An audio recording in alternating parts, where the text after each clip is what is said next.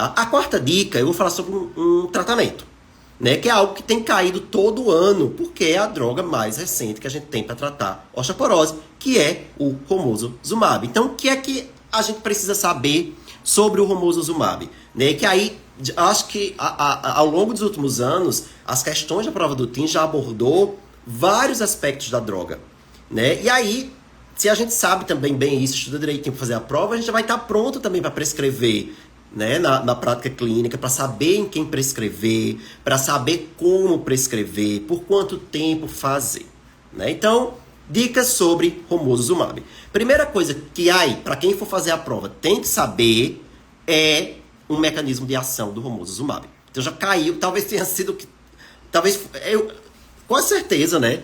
O que mais se pediu foi o mecanismo de ação da droga. Porque não é um mecanismo de ação muito simples, né? A pessoa se confunde muito naquela fisiologia que envolve um hormônio produzido ali pelo tecido ósseo, que é a esclerostina. O romosozumab é um inibidor da esclerostina. O que é esse hormônio? É um hormônio produzido pelo osteócito, tá? E que vai agir no osteoblasto, inibindo a formação óssea. Então, a esclerostina inibe formação óssea. Se a esclerostina inibe formação óssea, ao inibir a esclerostina, eu vou estimular a formação óssea, certo? Então, ao inibir a esclerostina, eu estou contribuindo para que se forme mais osso. Por isso que o romosozumab é considerado uma droga formadora de osso. É considerado uma droga anabólica. Se eu dosar marcador de formação óssea no paciente usando o romosozumab, esse marcador vai estar aumentado. Ele aumenta porque eu estou estimulando o osteoblasto a formar mais osso, certo? Mas o mecanismo de ação não para por aí. Porque o romosozumab tem um plus aí. Ele também é antirreabsortivo, né? Ao inibir a esclerostina, ele aumenta a produção pelo osteoblasto de uma proteína chamada osteoprotegerina. A osteoprotegerina inibe a reabsorção óssea.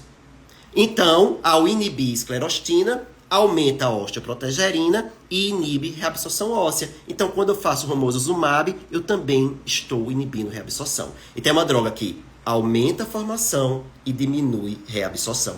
Se a gente olhar gráficos de como está a formação e como está a reabsorção no paciente usando o romosozumab, a gente vai ver que a curva de formação vai subindo e a curva de reabsorção vai caindo. E essa diferença entre formação e reabsorção, que é o que a gente chama de janela anabólica, né, é a maior, né, essa diferença, essa janela é a maior entre os formadores de osso. Né? Então, se a gente for comparar com teriparatida, se a gente for comparar com a abaloparatida, a janela anabólica, que é a diferença de formação e reabsorção, é maior no romosozumab, porque teriparatida e abaloparatida não inibem reabsorção óssea, pelo contrário, eles aumentam a reabsorção óssea.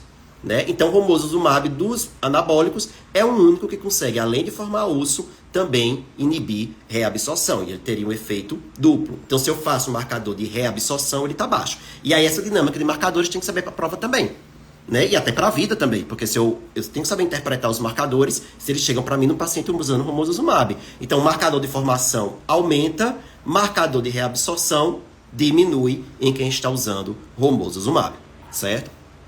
Além do mecanismo de ação, saber também a forma de uso.